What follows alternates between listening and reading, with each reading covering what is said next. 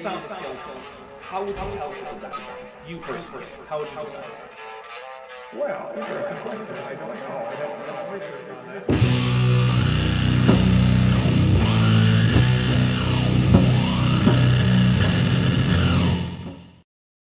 Hey there, everybody. It's the Dapper Dinosaur channel, Dapper Reacts show, which, as usual, although not as a rule, I have Vishanti here. Dapper Reacts is technically just me reacting to whatever with whomever wants to come around. It's just that for some reason, Vishanti hates herself enough that she usually wants to be the one who stops in for Dapper Reacts. I volunteered. You did draft me. You could just say no. I've literally no power over you. I don't recognize that. Okay, so apparently I now have coercive control over where Vishanti shows up on the internet. I mean, you did summon me with coffee. You got your own coffee. I didn't make your coffee. Are you trying to, like, break immersion for these people? Like, yes. You're supposed to tell them what you put in a summoning circle to get me to appear. I mean, it would be coffee and probably books about, like, actual criticism of the Tanakh. Probably be what would be in the summoning circle. Also some Eye of Agamotto toys. And yeah, that would probably be what I would put in there. Alright, but we're not here to talk about summoning circles. Although it might actually be more fun than what we're actually here to talk about. I'm gonna do a ward and banish this guy. Yeah, because we're actually here to talk about why it is that because the Catholic Church invented science, which, spoilers, no it didn't, that therefore evolution is fake, which again, spoilers, no it isn't. So this guy's basic argument has been like, well, many of the first famous scientists were Catholic. Which is true. It is true that many of the early famous scientists were Catholic. Not all of them, and it's going to be hard to say that they were there was no scientific thought or rational, naturalistic thoughts or anything about the universe before the Catholic Church. I mean, the ancient Greeks existed. They were doing all sorts of cool philosophy stuff. Over in India, various philosophers were working out really complicated math that wouldn't make its way into Catholic Europe until, like, the late medieval period. So, like, over in, like, the Middle East, people were making great strides in things like metallurgy and optics. Well before those inventions. Yeah, in China, they were doing all sorts of great stuff with chemistry as well as printing presses. Yeah.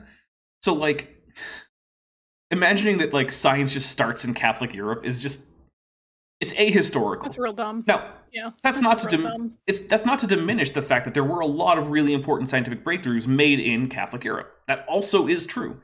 And we can't just say that, well, the Catholic Church just stifled all scientific development. It obviously didn't, right? Because a lot of it did happen in Catholic Europe.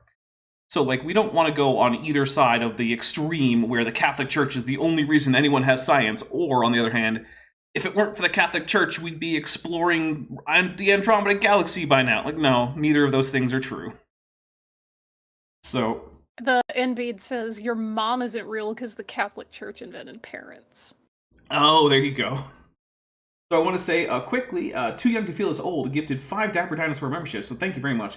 We went to James Duncan, Sean Carroll, Shazami Huemi, Alex Markle, Landon Knoll, and yeah, I believe that is all. So Vadim Slomovsky Redchenko says, wasn't the creator of the scientific method a Protestant or Anglican, though? I don't know. One of the problems is you could point to someone as someone who first, like, explained the scientific method in, like, a codified manner, but, like, people had been following things like it beforehand, and it wasn't like it was invented by one guy. It was a series of practices that were adopted around different places in the world to basically make it so that your results from your investigations of the natural world could be checked by other people and could be verified to be accurate because you took proper controls and whatnot. So I don't know if we could actually lay it on the feet of one person. It's sort of like asking who invented the dumpling. Like, well, lots of people all over the world at various times. Yeah. Because, I mean, putting some kind of filling inside dough and cooking it is just, that's what you do. It's delicious. It is delicious. I like dumplings from all over the world. So anyway, if you make them, like, super, super, super big, you get pupusas. Actually, I had an argument with do pizza rolls count as dumplings, and I'm going with yes, because it is a filling surrounded by dough that you then cook. Pizza rolls are dumplings. I'm gonna say pizza rolls or pupusas. Isn't that just a big Even though dumpling? that's the wrong type of dough, but Yeah. whatever, fine. Look, it's one of those things like is soup or is cereal a soup or hot dog sandwiches? Like these are all just arbitrary conventions that we impose on food. They don't have to mean anything in particular. And that's dumb because cereal's cold, and you don't think of cold soup most of the time. When you say soup, people assume it's hot, What unless you about specify. so gazpacho Like is with not soup? like with coffee, you don't have to specify that coffee is hot. You have to specify iced coffee because coffee by itself is hot. Okay, but I don't have to specify that gazpacho is served not hot. And that's still a soup. Everyone calls that a that's soup. just the one. Well, also and cereal. Alia No. Jane, Alia Jane says, who's been a member for 3 months, by the way, and is at the Soropsit level, says, trans rights, also dumplings are yum. I agree with both statements. So anyway, we're not really here to argue about dumplings or who invented them or even really who started science, because most of those don't really have answers that you can use like by putting in a name. So we're here to critique the last 12 minutes of this guy's speech. I think we can get through it. I know we've been delaying in an effort to not have to hear his stupid voice. But to remind everyone where we left off, he complained a whole lot about about the fact that basically embryology is a thing that exists. I feel like if it were up to him, he would just end all study of embryology. Just flat out be done with it. Which I don't have to tell you guys is dumb, right? Embryology is an important field of study in terms of things like, one, just biology generally, but also in terms of medicine. Because if you don't understand biology or embryology, then if you want to do medical intervention to save a fetus, then how can you do it if you don't know much about fetal development? You have to do this, and people do that, You right? can just guess. Yeah, you could just. I mean, that's likely going to lose the fetus. That's safe. You just guess. So yeah, whether or not, because he's going to go ahead and say the only reason for it is to give an excuse for abortion, because according to him, the abortionists, as he would probably put it, The abortionists. Yes. Of course, it's an ist. Yes, you gotta say. I'm using the words he would probably use. The abortionists would say that, well, it doesn't count as murder because it's just a fish. Which Okay. no, Okay. I don't know of anyone who's making that argument ever. I've heard a lot of the pro-choice arguments that are out there. I'm sure there are new ones that I haven't heard. Mostly because there's a lot of people who come up with a lot of arguments. And I'm sure most of the ones I haven't heard are probably dumb, because let's be honest, most positions have more dumb than good arguments. But yeah, that's not one of the arguments I've ever heard for the pro-choice side. So if Related. Pizza rolls are calzones. They're tiny calzones, I agree. And also, yes, I've heard of vichyssoise. but the question then just becomes, are calzones just a big dumpling? And so you think about dumplings as being more boiled or fried? Aren't you supposed to bake calzones? Yeah, you can. Or you should, actually, that's the normal way to do it. But how about this? What if I did fry them? I would still eat it, because that's delicious. Yeah. Anyway, so yeah, that was where we left off, was we should basically just ignore embryology because it leads to justifications for abortion. Which, one, His reasons. no, we shouldn't ignore it for other reasons. For other reasons why it's important. Two, it doesn't provide that argument because I've never heard anyone using that argument. And three, there are other arguments for abortion that are much, much better than that one, which is a dumb one. And those are reasons that you should contend with. You should actually, if you want to argue against abortion, you should probably find the actual arguments that are actually being put forward to support it and argue against those. But I guess it's way easier to say, humans were never. Why do that when you can straw man? A fetus was never a fish, therefore abortion wrong. No, that doesn't follow. That's not how that works. Inkboy, who's been a member for 11 months and is at the tetrapod level, says AIG is sack full of red helmet soldiers. This is nice. Thank you. All right, guys. So Bong Bao from Vietnam is freaking delicious. Yes, I live in a heavily Vietnamese area, and there's so many delicious Vietnamese foods in this area. So nice. Correct, Tyler West. I can't remember the last time I had Vietnamese food. Well, I live in a heavily Vietnamese area, so if you come visit, then I will take you to all the Vietnamese places. I could hold you to that, like all of them. There would be a lot. Yeah. Okay, all right. As long as that's established. All right, guys, we're Fail gonna to see the problem. Fair. We're gonna hit play, and we're gonna hear about hopefully the next topic, because I think he's about to say next slide. Next slide. Now, Julian Huxley was probably the foremost intellectual of his day. I would want a citation on that one, but sure, whatever. Not really, but in terms of popular perception. Oh, not really. Not really. But apparently he was the most popular intellectual of his day, which again, I would want a citation on that one, because this just sounds like, oh, that's the wrong one. Your facts are... I hit the wrong button. We got the non sequitur, your facts are uncoordinated clip instead of this one, the citation needed. Also, we've got the drinks up, which we shouldn't. So here's a fun fact. I mean, if you want to drink, you can, but... Right. OBS updated recently, and things are a little bit different. And so, like, my original, like, muscle memory and, like, automatic hand-eye coordination things are not working. So there might be a few rough spots in the production of today's show. Sorry about that. I'm still getting used to it. Nebulon, we are in driving distance of each other. That's correct. Yes. I'm in driving distance of a lot of people if you're not impatient. I mean, look, I've driven between Seattle and Boston more than once, so, you know. It's driving distance. Yeah. Yeah. All right. I mean, I'm technically within driving distance of Panama, but I'm not going to do it. Marie BCFHS for 20,000, and I don't actually know what that unit of currency is. You know what? I will look for you while you... Thank you. It says, hello, Dapper Dino. Hello, Marie. I'm going to hit play on this. He was somebody that people looked up to as a great intellectual. He was much more highly respected in his day than Richard Dawkins. Oh, it's Vietnamese Dong. Vietnamese, what was the unit? Dong. Dong? Okay. Well, thank you very much. I don't think I've ever actually received anything in that currency unit before.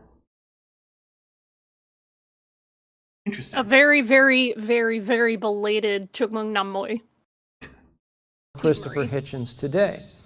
And he said that embryology gives the most striking proof for evolution. Think about this. Oh, we are still on embryology. Damn it. I was hoping that by saying next slide, he was going to get to a new topic. But no, we're still just going to keep complaining about embryology. The foremost defender of evolution in his day said, do you want to know what's the best proof of evolution? Embryology. That the human embryo obviously passes through these different... No. Do you have anything to add beyond that? Just that it's dumb. Yeah, so the thing is, one of the things that creationists like to do is, one, they like to pretend that embryology has never advanced since Ernst Haeckel made his drawings, some of which were done without reference, which, yeah, is not an appropriate thing to do. But also, they like to pretend that, therefore, embryology doesn't provide any support for common ancestry, but it does, because interestingly enough, embryology develops, the development of embryos also fits into a nested hierarchy. So, for instance, all animals form embryos at first in the same way, where they make a little sphere of cells called a blastula. And then there's some kind of indentation in that forms one end of the digestive tract. Now, in some animals, there's only one end to the digestive tract, and so there isn't a second end that ever forms. So you have an oral and an aboral end, rather than a posterior and anterior end. And so that that would include things like jellyfish, sea anemones, things like that, right? Or you also have animals, like the sponges, where that little indentation doesn't happen. And interestingly enough, those form two different clades on the basis of other aspects of anatomy, as well as embryology. And you can keep going, right? So, at first, all embryos form two layers. We're talking about embryos that have that indentation, so we're ignoring sponges. So all the eumenozoan embryos, right? They form two layers of cells. Well, some of them get a third layer afterwards, called the mesoderm. And that's basically all the things that aren't ctenophores or jellyfish. Once again, forming another little clade in there, right? And then inside that, cool. it really is. And inside that, you get things like, well, okay, so this, the indentation, does it become the mouth or the anus? That's two separate groups right there. The answer is yes, for some animals. Well, yeah, for some animals it is. So then that's where you get deuterostomes and protostomes. And, you know, like protostomes include things like mollusks and insects and arthropods generally. Whereas the deuterostomes includes things like acorn worms and starfish and vertebrates like humans. So, like, all the way through. And then you get into very specific things like, okay, what about pharyngeal pouches? Well, those only develop in vertebrates among the whole group, right?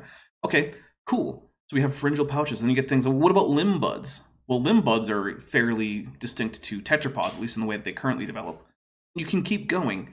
And the farther into the embryological development you get things where, like, everything is basically the same up until this point, and that also defines the same groups that we can see genetically and in terms of adult morphology. Why would that be, if not for common ancestry? Because there's no reason for dolphins to develop hind limb buds that just shrink back into the body, or for snakes to do it for that matter. Right? There's no reason why the homologous structures in, say, a fish and a tetrapod should have to start from the same pharyngeal arches. There's no particular reason why it should be that all vertebrates have an embryo that forms the anus before the mouth. That doesn't have to be the case. So, yeah. Anyway. Stages, a fish stage, an amphibian stage, a reptile stage, a mammalian stage, and then it gets to that human stage.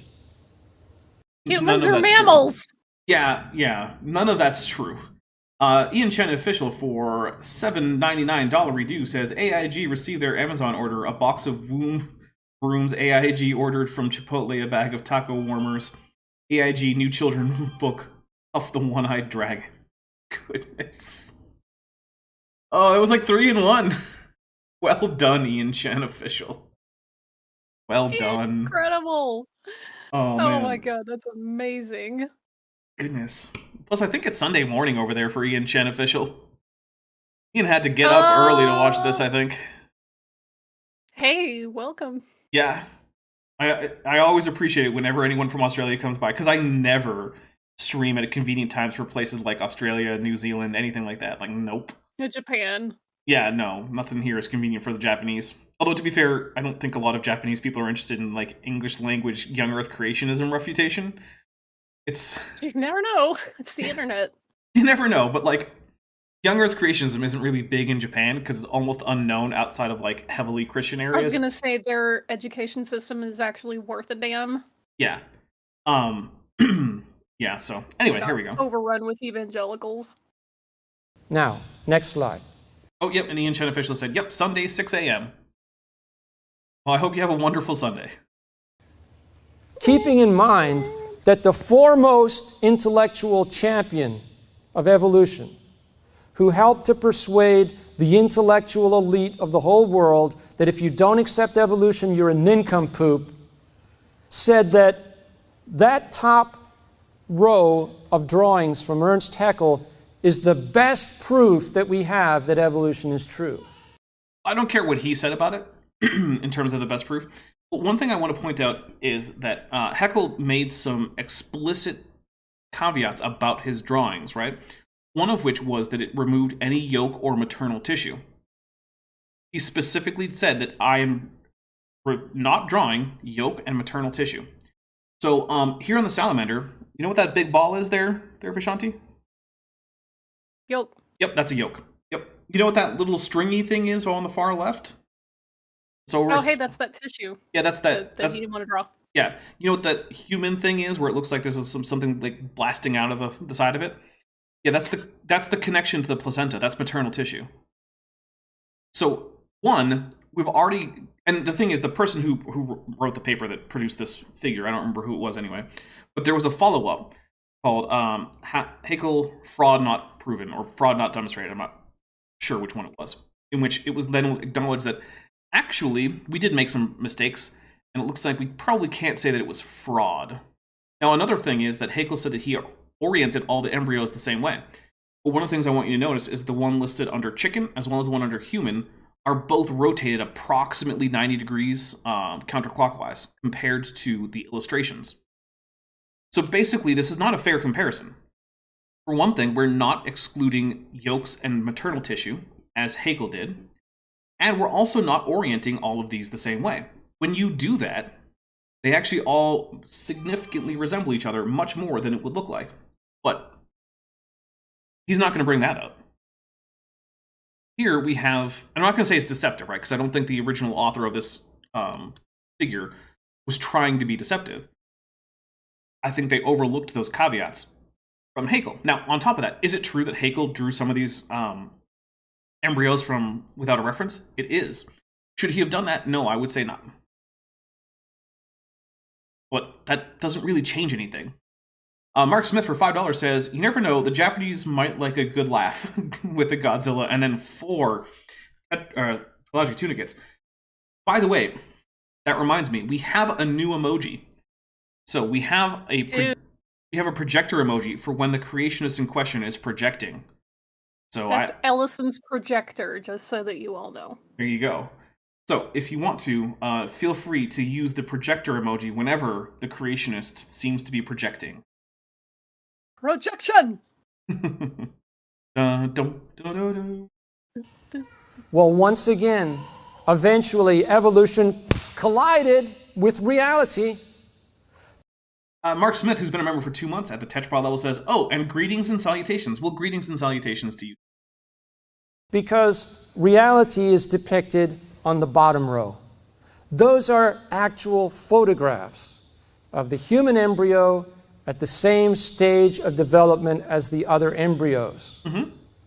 And notice 2 things. Okay.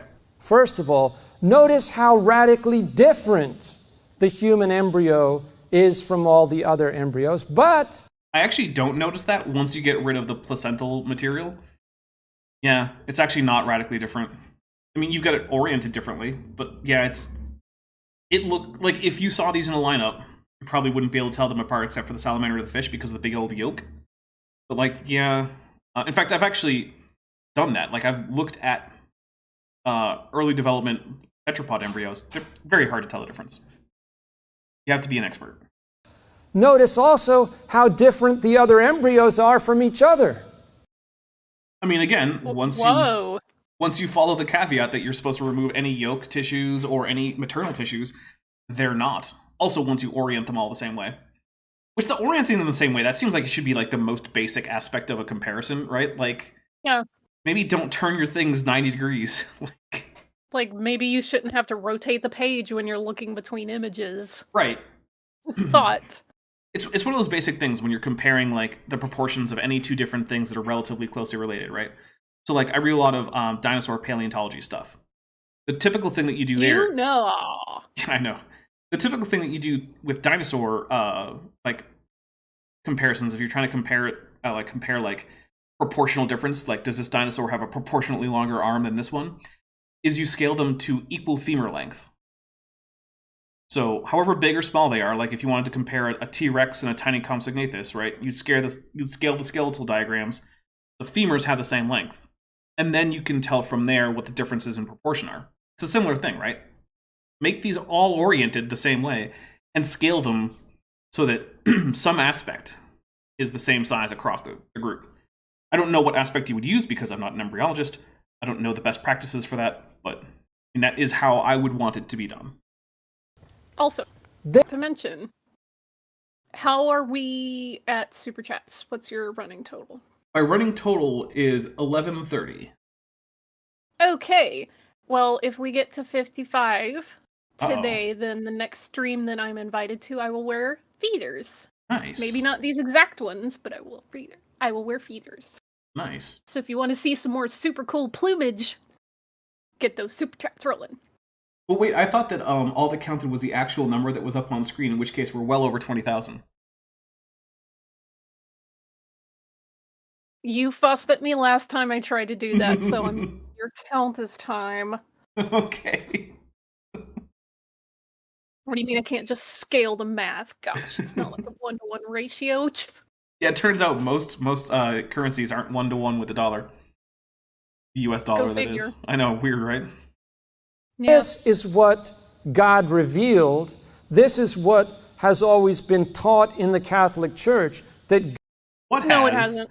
God No, it hasn't. created the different kinds of creatures by his fiat. I mean, okay, that part has been long taught by Catholics, although, as far as I know, it's never actually been a dogmatic aspect of the Catholic religion. It certainly isn't right now. So one of the things is, like, dogma is a technical term in terms of, like, the theology of the Catholic Church, right? Mhm. Dogmas are the beliefs that, according to the Catholic Church, are 1, non-negotiable, and 2, are the bare minimum that you have to believe in order to be a Catholic. If you don't believe any one of the dogmas of the Catholic Church, then you are not a Catholic. And all of the dogmas are supposed to be things that they're not allowed to change. John Smith says that God drives a Fiat. But hey, look what Erechamian just did. $50 super chat with no message. Thank you very much, Erechamian. So I think... See what you did there. Yeah, I think feeders are coming back. Which, hey, your next appearance on the show, or on the channel, might be sooner rather than later, Don't huh? tell him. Don't tell him. Okay. Surprise. Hey, Just whatever the next stream that I happen to be invited to, I will wear feeders. all right, fair enough. Not through any kind of evolutionary process. And so it makes sense that 21st century natural science confirms what God revealed and the church taught from the beginning. Dude, you're gonna have to do a whole lot more work to say that than just, like, Haeckel fudged some drawings, and if I arrange actual embryos in a dishonest way comparing them to his, then they don't look the same. You're gonna have to do way more than that. It's his whole, like, dishonest omission of the fact that Haeckel chose not to include certain features when he drew these, and it's the fact that, like, Catholic apologists are the kings and queens of retcon. Oh. Like, no, this thing that we totally, just discovered, like, last century. No, that's always been Catholic dogma. That's always been something that's taught by the church. Yeah, I'm also It's seeing retroactively, that it's retroactively canon forever. Like, yeah, I need to rearrange this a little bit. I think the new version of OBS is not interacting the same way with my my 3D transform that I use on these videos to get the video to fit. I don't know why. Smith asks, wait, why do Catholics have a dogma? Oh, I get Me it. laugh, John Smith. I don't know about Dapper, but yeah. Mark Smith says, for $5, how much to get Dapper Miss Prime, by which I think he means the mechanical Dapper that I sometimes have. So that actually isn't... Dapper Zord. Yeah, the Dapper Zord, or Mecha Dapper, or Dapper Miss Prime. Yeah, I don't actually have a particular, like, fundraising goal for that one. It's mostly, like, I want to do some animation, haven't paid for feathers, and I don't want to take as much time as it takes to make my usual avatar, because it's quicker to render that one. Like, there's fewer, like, I can go through real quick a little bit why. For one thing, the scene isn't this complicated, right? It's just, like, a ground plane, some relatively simple rocks, and some mountains in the background. That's it. So that's easier for that reason. Also, the flat planes of the desert. The body. Probably easier. The flat planes on the body, the fact that most of the objects that the Dapper robot is made up of don't actually deform themselves, they just transform on the basis of the rig that I have. So there's very little mesh deformation. Materials are simpler. I don't think I used any textures on his actual, like, body. I think it's all procedural. No, it was all smooth. So yeah, you don't have to, like, the program doesn't have to load in any high def textures for the body like it does for my regular avatar. So that's really the reason that happens, is occasionally I'm like, okay, I want this to be animated. I don't want to take the time to do a regular Dapper Dino animation, and no one has asked for feather, or I don't have a feather one due. But I mean, if you really want one, I could try to remember to do one as, like, the next one that doesn't have feathers. Here's a reminder. Literally, I did this week ask him for feathers in every video. And I said... So that's on record, and he said no. I did say no. That's a donation goal, and I was like, eh. Yeah, sorry. So I have confirmed that apparently my 3D transform doesn't work with this version of OBS, so I need to figure that one out. That's why the 3D transform isn't working the same way, because it's broken right now. Darn it, OBS. Yeah, I should not have downloaded this this update. So... That's rude. Although it did add in a stock virtual camera, apparently. So, at least there's that. Ooh! Yeah. Okay, that's nice. You broke everything else, though. Well, yeah. Next slide. Okay. Gavin de Beer was one of the foremost embryologists of the 20th century. He said that this idea of embryonic recapitulation retarded science.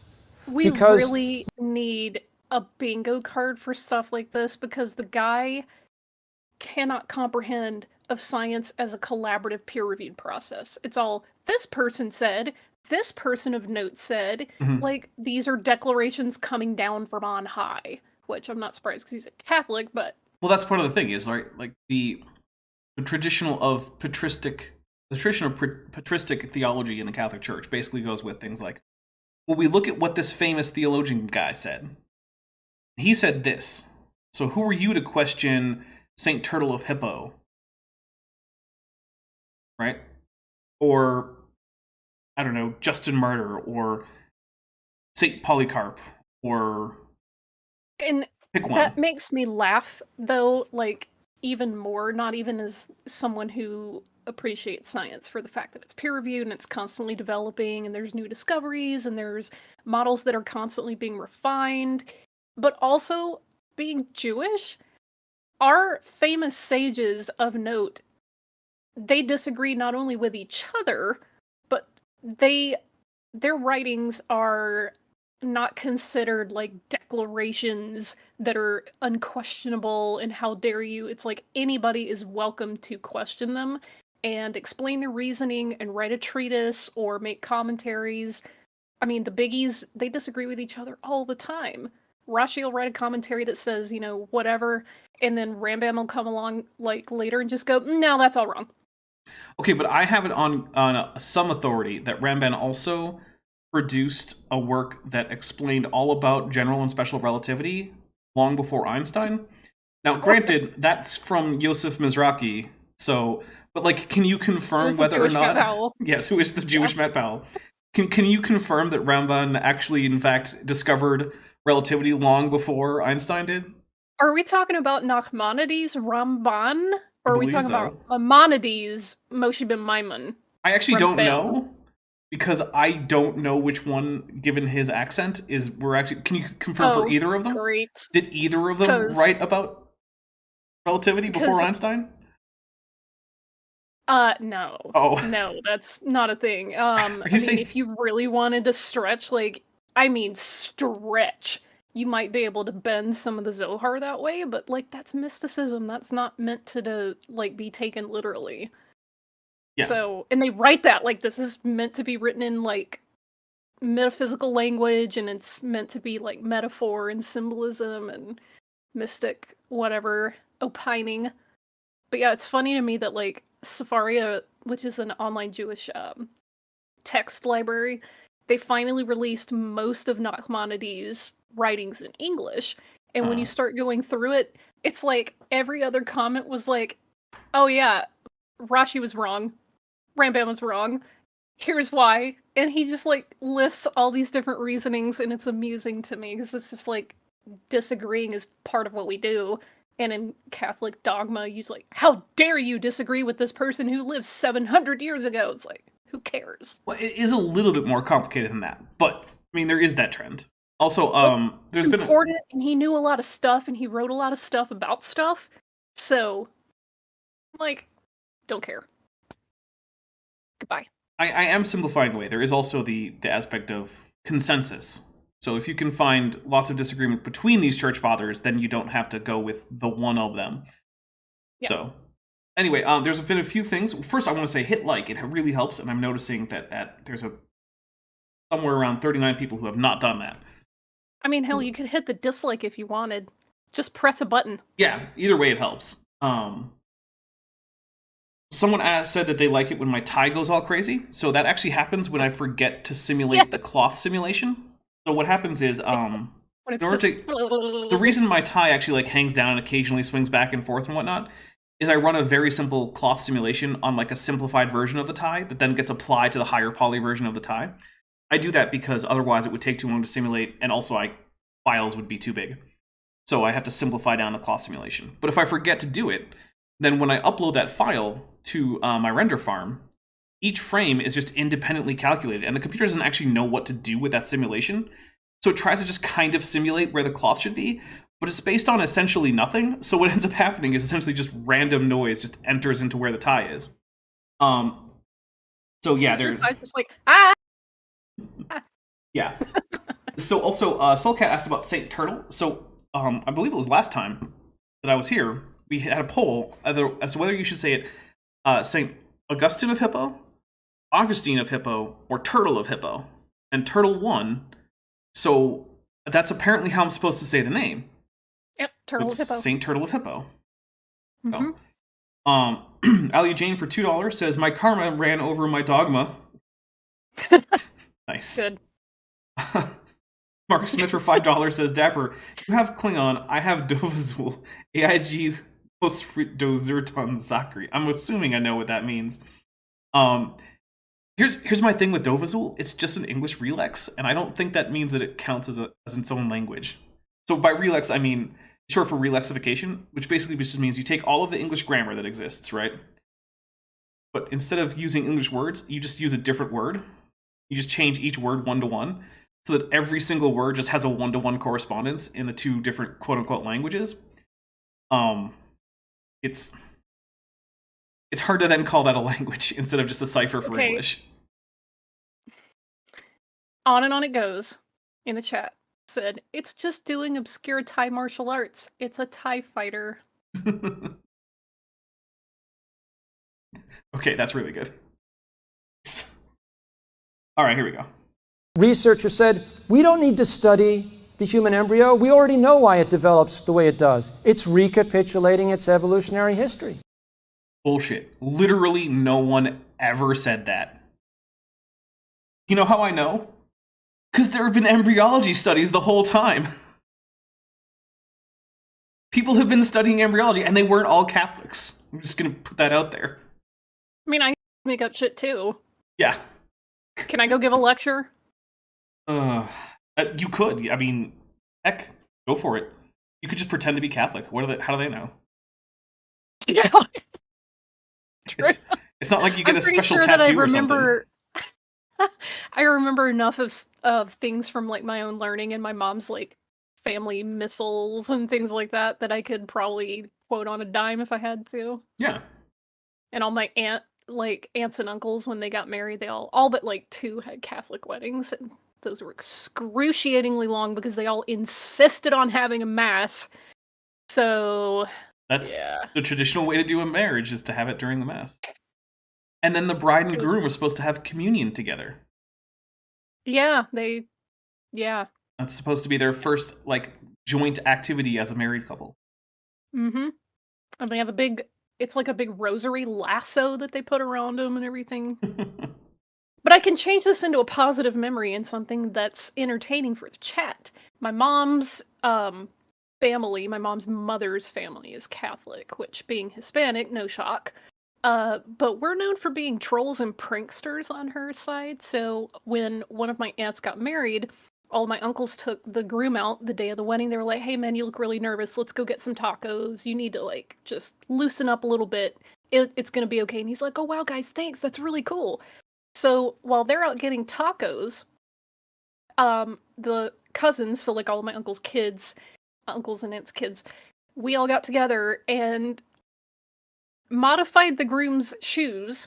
So fast forward to the wedding, and the couple kneels down and they're receiving various blessings and so forth, and you hear snickering in the audience. My grandmother's getting very angry because why are you laughing during a wedding? This is very serious business. I leaned over and looked, and on the bottom of my uncle's shoes, somebody had put stickers on there that said, help me. Nice. Perfect. Okay. That's pretty good. Oh. Unfortunately, though, we have to get more of this guy in because we only have 9 minutes and 13 seconds left, and we're going to get through it. Just like we didn't need to study the tonsils. We didn't need to study the appendix. Then why did the studies get done, dude? He's like, oh, look at these studies that show that these things have function. Then why were they studying them if no one thought they needed to? Again, they weren't all by Catholics. Most of them weren't, and almost none of these studies were by creationists. Because we already knew they were useless holdovers from an earlier stage of evolution. Next slide. And this bogus pseudoscience is still in 21st century biology textbooks. Notice how they exaggerate the similarities between the human embryo and the other embryos. And look at this caption. All right, so I'm going to shrink this down so people can actually see it, because sorry about that, but the main video, I will have to try to figure something out to like re-download the like a newer version of my 3D transform or something. Like, I don't know. Sorry about that, everybody. I don't have a great way to display this on my 3D window there, because normally for both this set and for the one I use with Maddie, I have two different 3D transforms that I apply to this, so it has like some perspective. But anyway, I actually don't think that these are like, I don't know what his point is. Which tells students that all vertebrates, of which of course we are one, in our embryonic development have gill slits. No, pharyngeal arches or gill arches. For them to be slits, there would actually have to be an opening there. I'm not aware of any textbook that actually says... oh, it just occurred to me, there's a stock projector. Did I waste an emoji? Kind of like, why'd you make one and it's so dark, but... Did I waste an emoji? Do I have to come up with a better emoji since there's already a stock projector? I mean, I'm sure that we can recommend a few. Guys, get recommendations in. Okay. And then when I have a few recommendations, I will probably run a poll, and then I'll base that on there. Because for one thing, I wanted to get an emoji in there so it would reserve the place. Because the thing is, YouTube will give you new emojis, but if you lose your membership total, they won't take old ones away. Nice. So I have to like get in there and reserve it real quick, right? Good. But I can change them afterwards. So actually, originally this one was just a blank picture, and I was like, oh, I'll make a projector because people projecting. Anyway. Straw man, nice one. Oh yeah, straw man. Okay, I'm not sure how. A fwing. Fwing. Oh my god, that's really good. A fwing. Yes. The fwing might have the fwing might win it. I love that. Yeah, fwing. My goodness. Taught this in high school, and I went to what was supposed to be one of the greatest schools in the United States. It's rubbish. It's not, though. That's the thing. It's not rubbish. Basically, all he's saying is Haeckel was drawing some embryos without reference, okay, and he came up with some ideas that were later disproven, okay. And now, modern embryology, which is not based on Haeckel, and which is not based on his ideas, is still being taught, which, yeah. And it supports evolution, yeah. Therefore, what? We shouldn't teach embryology is apparently what I'm getting from this guy. Which, nope, that's not how that works. It is absolute rubbish. What are called gill slits develop into the pharyngeal arches and other parts. No, they just are the pharyngeal arches. Of your facial anatomy. They have nothing to do with respiration. Yeah, that's true. But guess what? Not all the pharyngeal arches in fish that, from which, they do develop gills, have to do with respiration either. Your jawbone, or jaw bones in the case of most animals, develop from pharyngeal arches. Yeah, you know why? Because the jaw is a repurposed gill arch.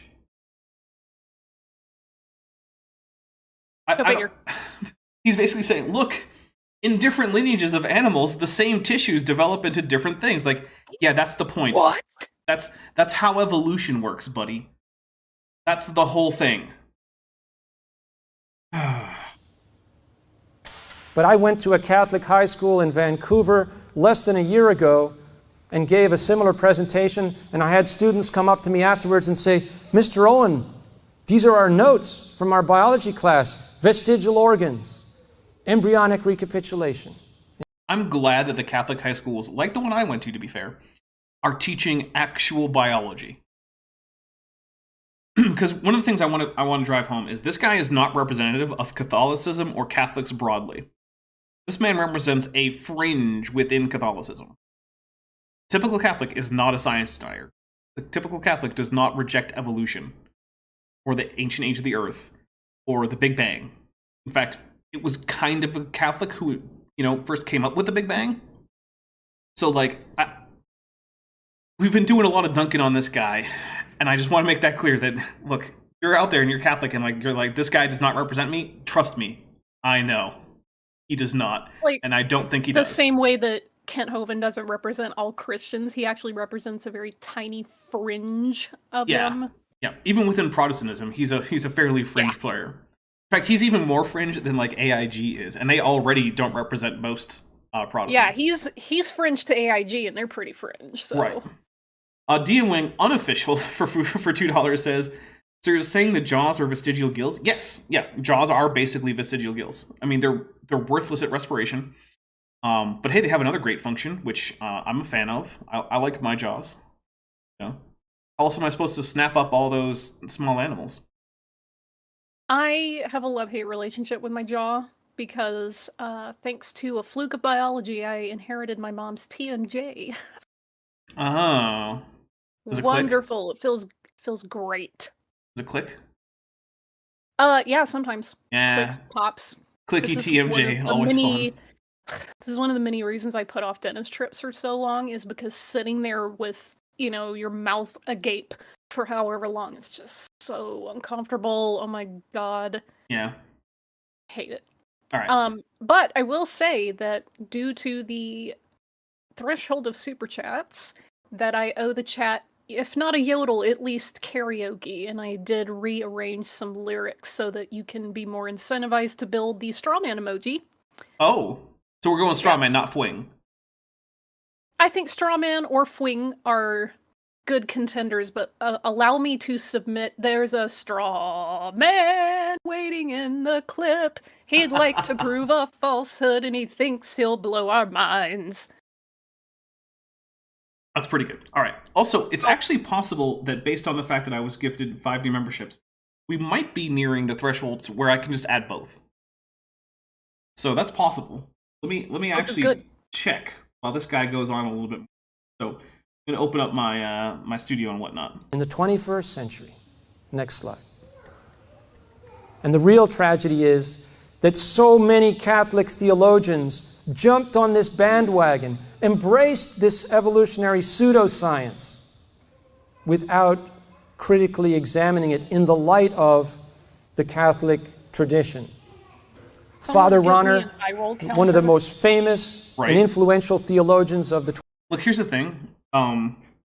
Unless you happen to be Catholic, there's really no reason for you to assess science in light of Catholic tradition.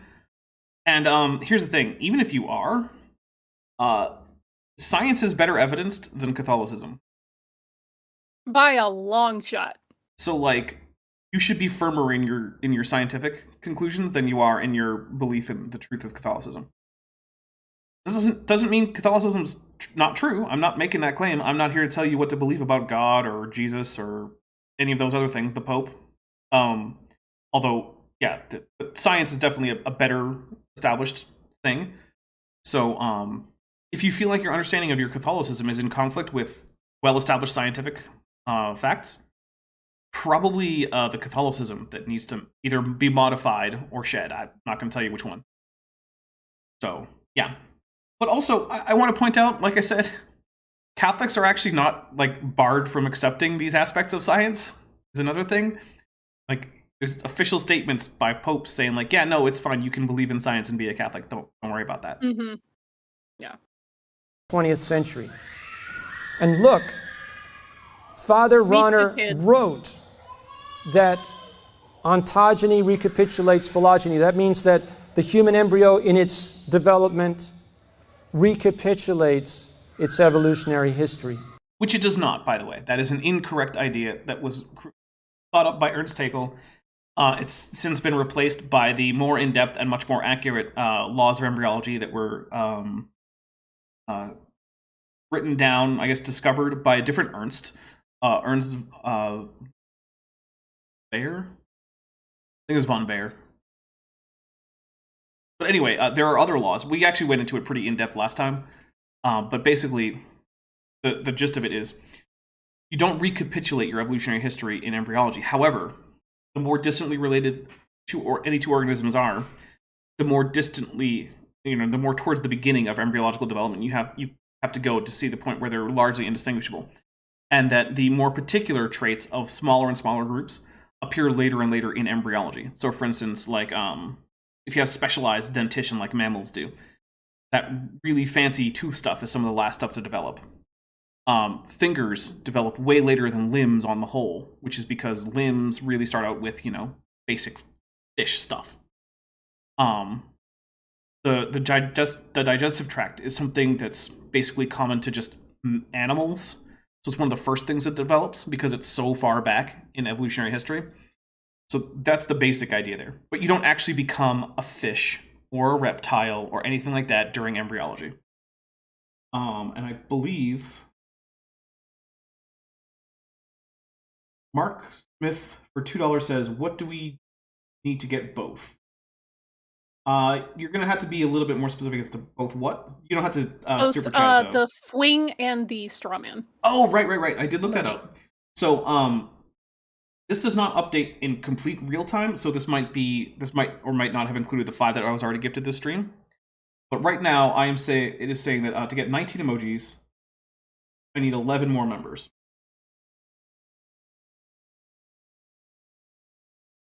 So, yep. Now, like I said, I don't know, that might actually be 6, because it might not have counted the 5 that we got earlier. But I doubt it's going to be more than 11. So there's that. Thank you for keeping track of the context of the chat there, Vishanti, because I did not. You're welcome. What does this mean? It means that if Father Ronner is correct, at the moment of conception, you do not have a human being. That's dumb. Okay, a zygote is a member of a species. A human zygote is, guess what species it's a member of? Human? Yeah. Homo sapiens. When Homo sapiens zygotes exist, they are members of Homo sapiens. They're not members of any other species, not members of any other clades that humans aren't members of. Now, the problem that you run into if you're trying to take the Catholic position, on its own, just being human doesn't give you an absolute right to never be killed. Yes. Yeah. So you then need to make more steps past that. But I will say, I have heard some people argue that, various stages of developments don't really count as human, and that's a dumb argument from the pro-choice side. I have heard people make the argument. Not very many. Not people who I would consider to be, major intellectual players in the debate. But, I have heard people make the argument, and it's like, no, you're being dumb. Please don't do that. Also, Mark Smith has gifted 5 Dapper Dinosaur memberships. Went to Lady Rorschach, Yellow Wyvern, Hollyhock, Kaylee P, and Smitty. Thank you very much. Spam those pelagic tunicates. Yeah, no. Yeah. And the Yes! Tetrapods. See, DM and officials got it. DM, sorry, unofficial has got it. Tetrapod. Nah, indeed. You have to pass through the fish stage, the amphibian stage, the reptile stage, and the mammalian stage before you finally get to the human stage. So the people who wanted to legalize... And there's DM So dumb! gifting 5 Dapper Dinosaur memberships, which went to 3Can Sam, Nicole, Sandino Flores, Arthur Ames, I think, Margaret Zelensky. Thank you very much. And Tunicates! So we are either already there or 1 membership away, maybe? I don't actually know, because like I said, YouTube does not keep that, fully real time, so... in fact, in order to test that, I'll just refresh this page and see if it changes to tell me a different number. Fwings and strawmen. It would be really cool. All right. How would you even Emoji? realize a fwing? Oh, don't worry, I already know. Oh, it now says I need 1 more membership. Okay, so it is reasonably real time on that one. Okay, well, that's good. Okay, cool. Nice. Abortion in the early stages, or who wanted to legalize abortifacient contraception, they could say, look, Even your best theologians are smart enough to understand that evolution is true. Okay, that part's true. The best Catholic theologians are smart enough to realize that evolution is true. However, Tengo una pregunta. Before we knew what embryos were, how did people decide when or when not to get an abortion? Is it maybe because they wanted to? Yeah. Or they felt like it was medically necessary, which it may have been. Well, I never. Medical necessity isn't something that comes up in this discussion. Also, Skeptics and Scoundrels has gifted 5 Dapper Dinosaur memberships. They went to Kevin Webster, Funk Dragon, Ace Light, oh, I just lost some of it, Naragon L, and Unlocked. Well, thank you very much, guys. Send some of those tetrapod emojis, not those pelagic tunicates. It's inappropriate. If you didn't want pelagic tunicates being spammed in the chat, you would have made them. I can only conclude that your masochistic streak has manifested the pelagic tunicate. Doesn't mean I'm not going to complain about it. Saying. Just fair enough. So, yeah. Anyway, I really tried. Oh, right. So, yes, it is true that the best Catholic theologians are smart enough to know that evolution is true. But on its own, that doesn't tell you whether or not when or whether abortion is appropriate. It doesn't actually do that. Turns out, you can take either position in that argument and still accept evolution, or reject evolution. Turns out, amazing. Both ways. In fact, you don't even have to actually believe in God to take either side. I know atheist pro-lifers. Fewer, granted, it's a smaller portion of the pro-life crowd, but they are out there. They exist. If we have truth shows up after I had already gotten my question about the German language answered. Gosh, look at that timing. By the way, do hit like. I'm still seeing somewhere around 30 people haven't hit like. An abortion at 8 weeks, we're not killing a human being. Yes, you absolutely are. The question is whether or not that's okay. It's only maybe at the amphibian stage. Not a thing. You see what harm this has done?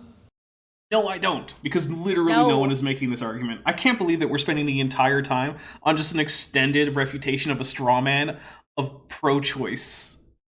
Like, what are you talking about, dude?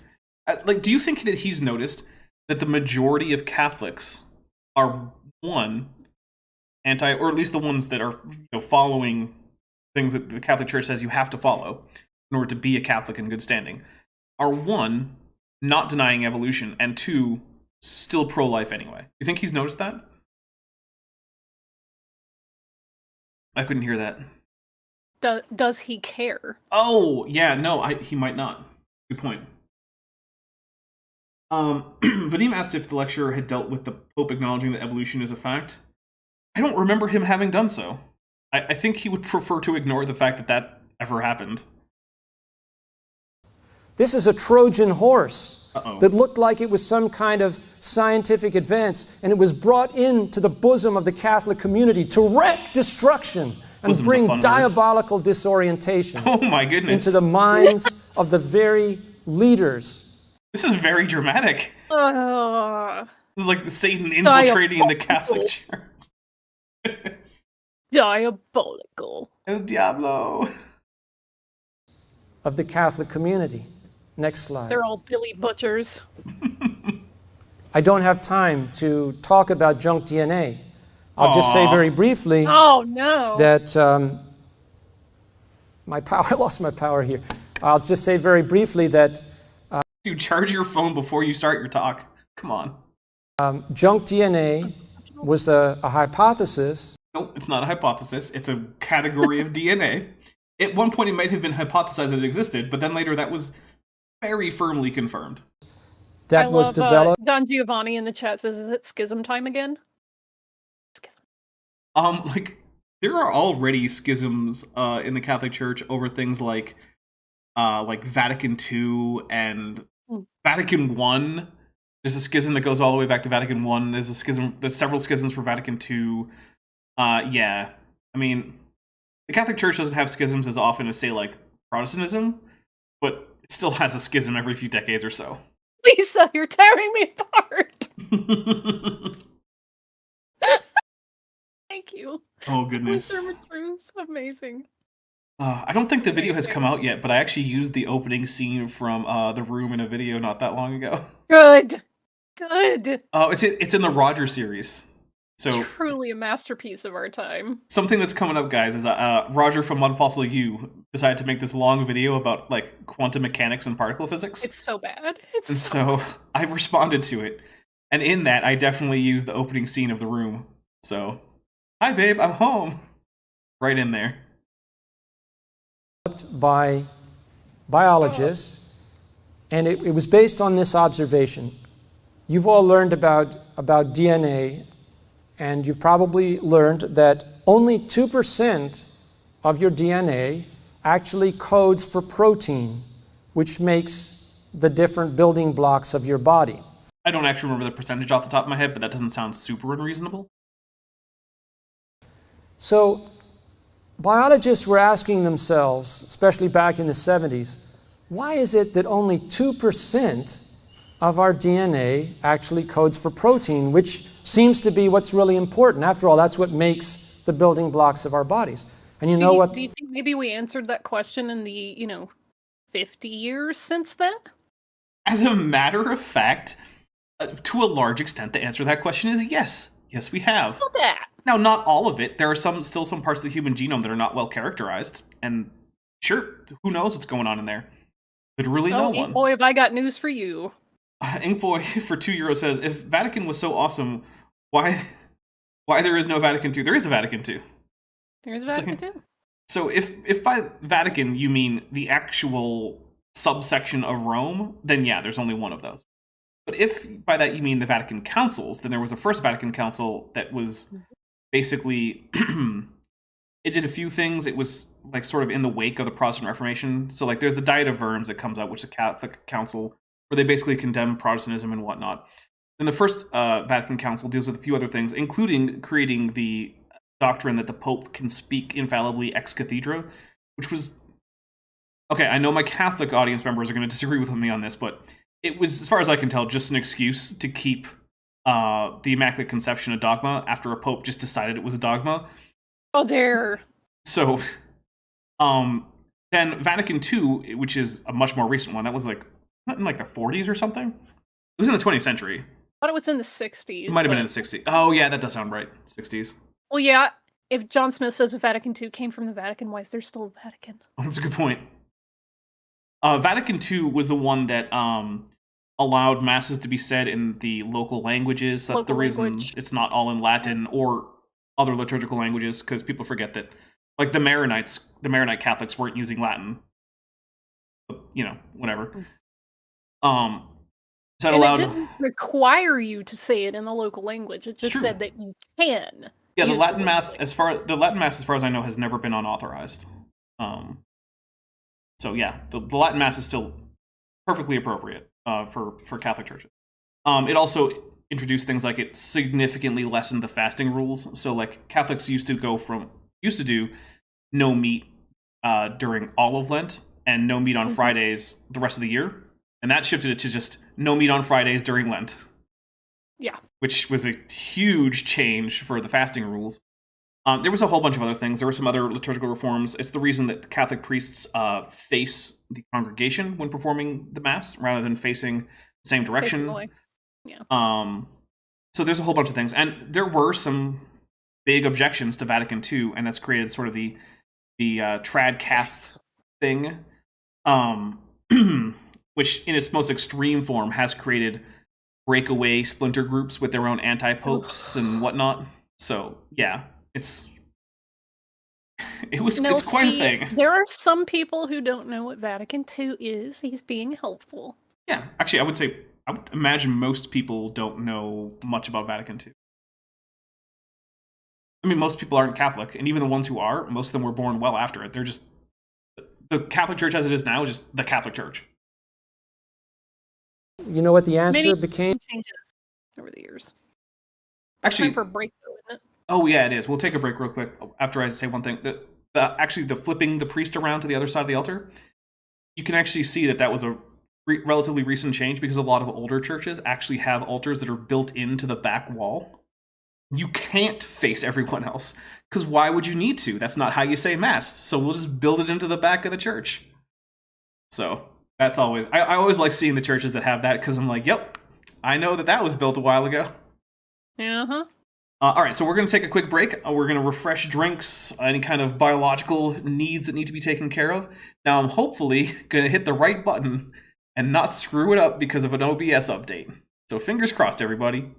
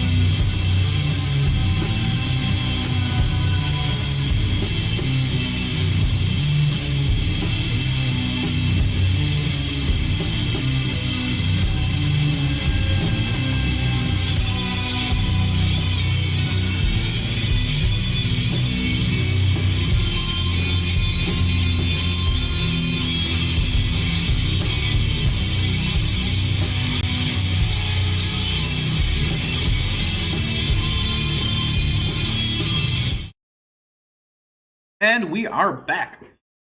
Hello, everybody. Shanti, I want you to know, we've gone through more than half of what we had left. Good. So we're on track to actually finish this within like the 2 hours. God. Just saying. Also, who was it that said about the Vatican II? Skeptics and Scoundrels, Yes. right before the break, said, "Why does Vatican II, the largest of the Vaticans, not simply eat the other one?" Not only is it hilarious, I always appreciate a Futurama reference. Yes. So thank you very much. Okay, here we go. Mainstream, it's junk. The other 98% is junk. No. But let's let him get a little bit further into it, and then we'll talk about junk DNA, how we know it's real, how we know which parts of the DNA are junk, and that kind of thing. And that's where this scientist, Dr. Ono, coined the phrase junk DNA. Next slide. And Richard Dawkins and the apologists for evolution, they jumped on this and they said, yes. Apologists. Oh my God. You're not an evolutionary biologist. You're an apologist for evolutionism. Of course. Yeah. We have all this hail junk. Darwin. Your cousin. That's right. He is my cousin. Distant, but still. Doesn't matter. Still a cousin. I think if we're allowing for distant enough, though, that makes him everybody's cousin. You know, I kind of hate that when I talk about relatives or even famous relatives that I have. Because someone goes, oh, if you go back far enough, we're all related. Yes, Janet, I know that. That's how descendancy works. Yep. But also, it's cool that you're closer related to some people than others. Yeah. Like, goodness gracious. I mean, compared to most of the world, you're very closely related to Darwin. Yes, compared to most of the world, I am, in fact, more closely related to Darwin. So. Yeah, that's very true. And you can quantify just how much. Yes, I can, actually. I'm related to quite a few famous people, actually, but again, that's part of how genetics works. I'm related to the Wright brothers. I'm related to Robert Ingebretson. I'm related to Samuel Morse, Marilyn Monroe, George Bernard Shaw, Agatha Christie. Oh. And the first person to reach the geographic North Pole, Robert Peary. So. That should be your next vacation, is to the North Pole. I think not. Because it sounds horrible. Too cold. Yeah. Yeah, it does. It sounds miserable and something like I would never want to do that. Thanks. All right, here we go. Because over the millions of years of evolution, we have accumulated all this genetic material which no longer has any functionality, so it's just there as junk. Next slide. And so when some scientists wanted to study the whole human genome, including the 98% junk DNA, there was a lot of resistance. Why should we pour all this money? Oh my God. All right, so let's talk about this a little bit. First of all, no, there was no resistance to studying the whole genome. I don't know if you've heard about it, but there was this whole years-long project called the Human Genome Project, which was all about doing this. And far from being something that there was a lot of resistance to, it was something that was actively supported by many, many different institutions, pouring money and personnel and time and energy and technology into it. Nowadays, it wouldn't be as extreme an effort, because now we have like rapid sequencing machines where you can just drop in a bit of DNA and it'll give you the results in like a few days. But yeah, originally, this was a big deal. And it was not something resisted. And then when the Human Genome Project produced results, it helped characterize more of the various like there's different regions of the genome, what different parts were what was junk, what was regulatory, what was all sorts of different spurious transcription, which parts were doing that, things like that.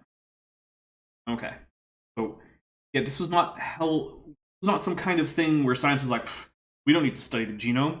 It's 98% junk. That's not a thing.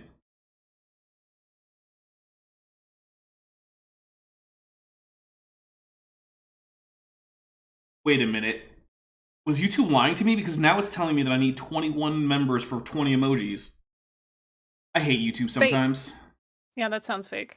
Yeah, that does sound fake. So here's what we're going to do. I'm going to do a fwing. Because apparently there's already a stock projector, which I didn't know. So we're going to do a fwing. I have an idea. You didn't already know that. I don't know. Okay, hey. You don't know what you don't know? Margaret Zelensky just gifted membership, which went to Less Than Lucid, so thank you very much. Guys, get your Tetrapod emojis in there. So we're going to do a fwing. Get those pelagic tunicates.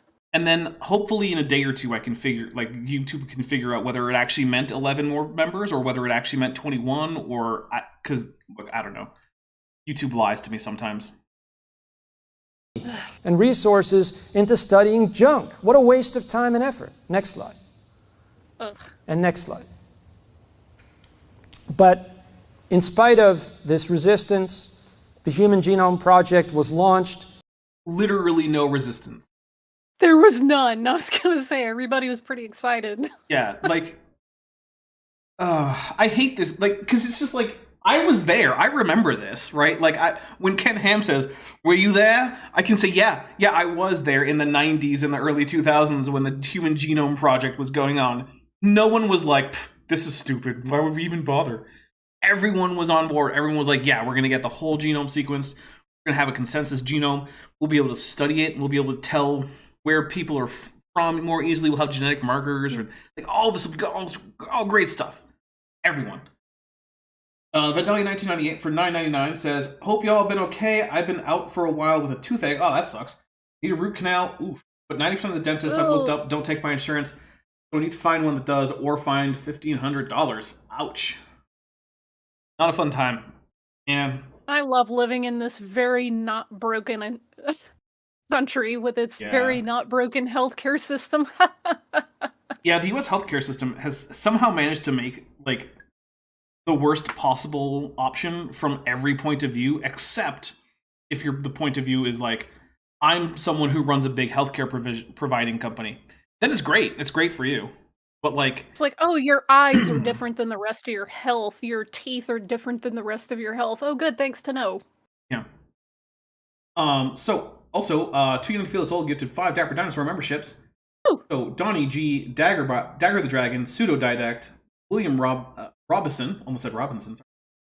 Hi Ev, I think, and Robert Adsit. Oh no, not Robert. Sorry, that was just the next name that was in the list. Those people have been gifted memberships, so get your tetrapod emojis. And Mark Smith for $2 says, it said 11 till 19 emojis, now it's 21 till 20. Oh, that could be it. I might have fallen below the threshold to actually get the 19th emoji. And it was like, oh, you can get 19 emojis, which you already have at this number. That would make sense. Yeah. Damn it. That makes it... Ugh. Okay. So, here Richard, which I'm being pronounced as... Well, that's how it should be pronounced. Yeah. Can't make Tuesday night stream, so AIG is an audacious agglomeration of annoying aubergine. Nice. Well done. Well done. I'm remembering, is the... So the diacritic under the U with the small semicircle turned down is less rounded? Is that the diacritic there? We're going to double check. You should not be asking me. I need a lot of work in the IPA. Well, we haven't even gotten to diacritics yet, so... I mean, we got to them a little bit. You know about the aspiration mark. You mentioned them, but honestly, no. No? There needs to be, like, significant practice with these things before I can move on to, like, the next section, so... I mean, fair enough. It's not simple. The IPA is a fairly complicated thing, and... Yeah.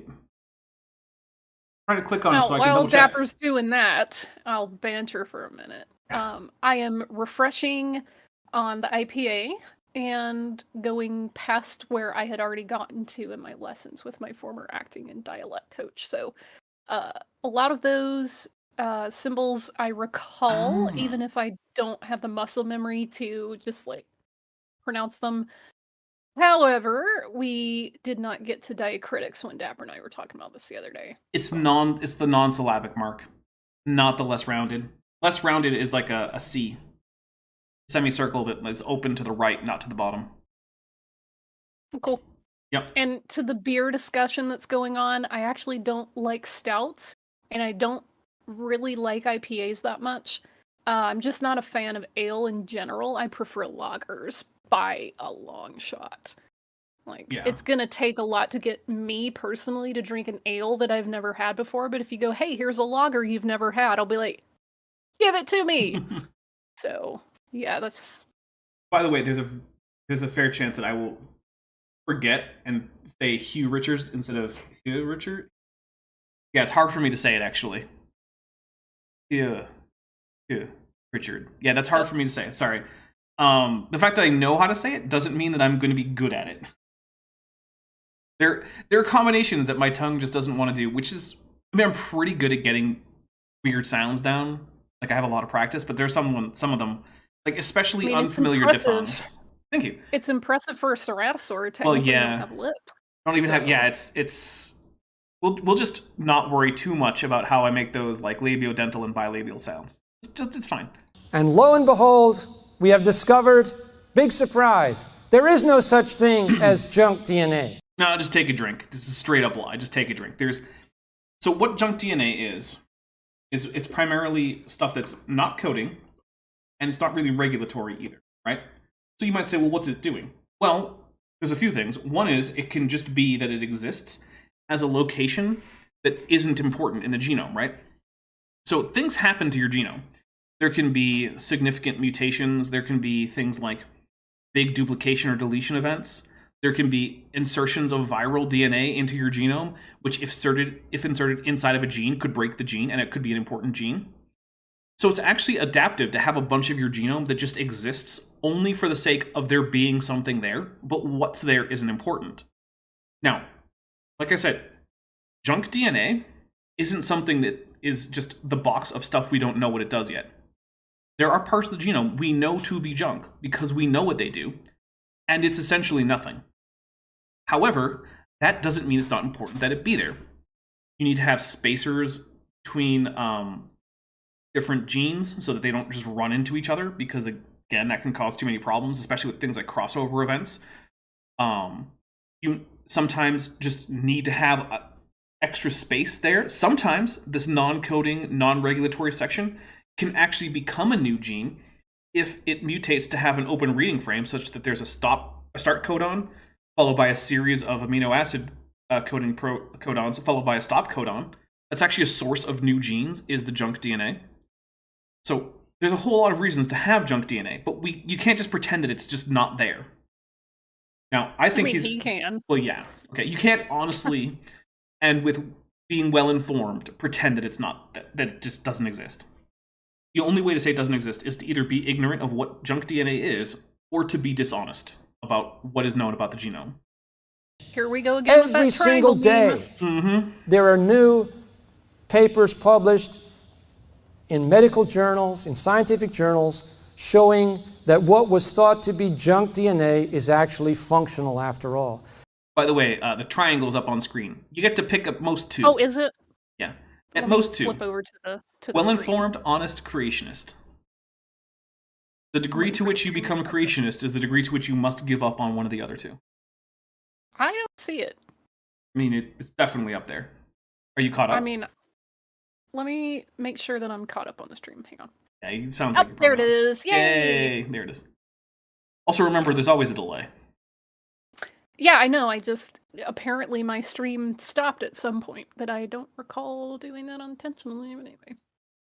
Creationists hate this meme. 5 memes the creationists don't want you to see. Yeah. And the functionality is so refined. What does that mean?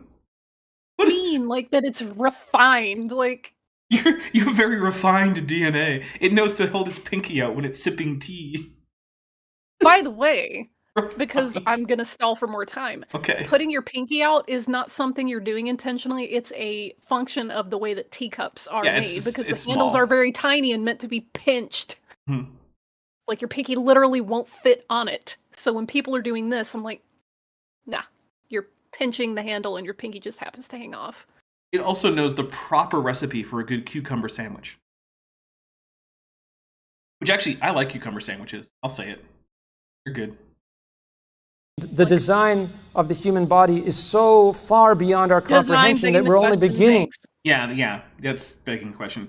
If you have to assume your conclusion in order to argue for your conclusion, that's literally what begging the question is. Like to when have you an say, inkling. who Sorry. created the universe? Like, no. Yeah. Mm-mm. The first step That's is... assuming it was created. Right, the first step is, was the universe created? If you get to yes, then you can ask by whom. Or what? Right. Of how so many parts of it are used. Next slide. So Dr. John Maddock, who was one of the mavericks who fought to study the so-called junk DNA, has written that this failure to recognize the potential functionality of junk DNA is one of the greatest scientific errors in the history of mankind. Oh, Because okay, it well, retarded. Every time he says it retarded science, he has yet to actually show any studies that were shut down or anyone whose research just wasn't picked up for funding or anything like that as a result of these conclusions. I would say that there's quite a few other very large mistakes in the scientific history than just junk DNA. I'm like, I can think of a few things. Well, and also, junk DNA just wasn't a mistake. Junk DNA absolutely exists. Now, it's less of the DNA than was once thought, because at one point it was thought that the only DNA that was really important or functional was the protein coding gene, or DNA, sorry, which, no, that's not true. There's other parts of your genome that are very important. There are lots of regulatory sequences and whatnot that help promote or demote or whatever, various genes. You have introns, which are, wouldn't call them junk. Saying they're functional is a little weird because they're, specifically cut out of protein coding sections of your genome before the protein is actually made, but like whatever. I still wouldn't call them junk because they're involved in the whole process of protein synthesis. Like your telomeres and centromeres, which basically help for cells know where on the chromosome they are for the most part. I mean, that's not junk, but it's also not coding. So yeah, sure, there's less junk than was once thought. But also, remember, there are parts of the genome that we know about, we know their function, and we know it's junk. Now, one of the easiest ways to tell is if you can find a part of the genome that's not sequence constrained. So what does that mean? Well, let's say that you have like a protein. Like, I don't know, Shanti, what's your favorite protein that humans make? I know it's a weird question. Lot. Just pick one. Okay, we'll go with trypsinogen. I like trypsinogen. Trypsinogen is a protein in your pancreas that helps you digest proteins. It basically, in the presence of sufficient proteins for you to digest, it turns into trypsin, which would be very dangerous for you, except that you've got plenty of proteins in your pancreas, so then it digests the proteins. Anyway, there's only so many possible sections of, possible codes of DNA that can result in functional trypsinogen, right? Which means that your trypsinogen gene is sequence constrained. It can vary, but only within certain bounds, because otherwise it stops working to make trypsinogen. But there are other parts of your DNA that are not sequence constrained. It literally doesn't matter what sequence you have in there. It could be anything. And we know that there are sections that are sequence unconstrained, because those sections have this wide variability that does not relate to the relatively constrained variability found in sequence-constrained regions.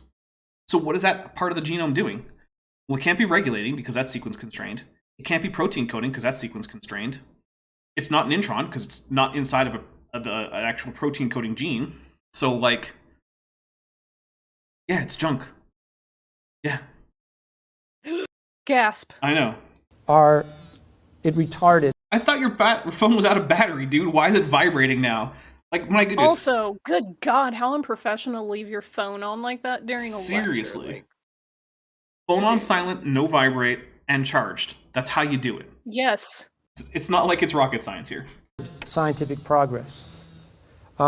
If we could move ahead a number of slides, I'm going to do my conclusion now. Oh my God, homie, turn your phone off. And like I said, I'd love to come back with one of. The only reason I can see that is if he had a family member in the hospital or something, and he wanted to make sure he had updates. But in that case, that's when you say, "Excuse me, there's a family emergency," and you take off from the stage, answer it, find out what's going on, and then you come back and say, you just pause the recording, and then it's like, yeah. Yeah, if you're just gonna let it buzz until someone else has to take care of your shit for you, you're doing a bad job. Our scientists and do a full presentation, but it's just not possible. Oh, a madman says cucumber is a nearly perfect water delivery system, and conversely, water is a nearly perfect cucumber delivery system. Very synergistic there. Possible. Ugly German Truth says the only good cucumber is a decent tzatziki. Oh goodness, I do like tzatziki. Tzatziki, that's good stuff. Yeah. Man, now I want to go have a gyro. A nice lamb gyro. Oh. Man, when I was in the UAE, I could get lamb shawarma for $1. I hate so many $1 lamb shawarmas. Oh my God, I love lamb shawarma. It's so good. And it's a lot like a lamb gyro. It's just slightly different spices, basically. Yeah. Time. I just love lamb as a meat. Oh yeah, it's great. It's just Okay, let's stop that there. slight So sweetness. what we've Oof. seen is that in the past 2,000 years, we've had two different frameworks within which to study nature. Oh, One was one is the more productive way, and the other one doesn't accomplish anything. Thanks for playing. the traditional Catholic framework, which built on the work of Plato and Aristotle and other Greek philosophers. I'm just going to point out that that also itself demonstrably was the cause for actual retarding of scientific advancement. Because while it is not true the Catholic Church, tried Galileo simply for saying that that heliocentrism was true, that's not what happened. They actually weren't opposed to heliocentrism per se. Yeah, he couldn't demonstrate wasn't his math bad or something? Like he couldn't actually demonstrate it. His math actually resulted in less accurate predictions than the then current Aristotelian models, because he assumed perfectly circular orbits, and because they had been adding essentially indefinite epicycles, which does work out mathematically, it's just complicated. They actually had better predictions, and so basically they were like, well, you can't demonstrate that your idea is better than ours. It's demonstrably worse than ours in terms of actually making predictions, which is sort of the point of science, right? Yeah. So until you can do better, you know that you could be right for the wrong reasons. Right. Now, was what happened to Galileo appropriate? No, I don't think people should be put under house arrest for disagreeing with the scientific establishment. Like, that's not okay. But also, my modern ideas about things like freedom of thought are that. They're very modern. No one was thinking that way back then. Literally no one. So Yet another argument for separating church from the government. Oh, yeah. So, but yeah, you can look at the arguments of the day, and some of the arguments were, well, look, we've inherited this system of cycles and epicycles from Aristotle. Who is someone else to come and say that our great sage of philosophy, Aristotle, is wrong? Thing is, well, he was. And it wasn't the atheists or even the Muslims or the Chinese or anyone else who was propping up Aristotle in the early modern period or the medieval period.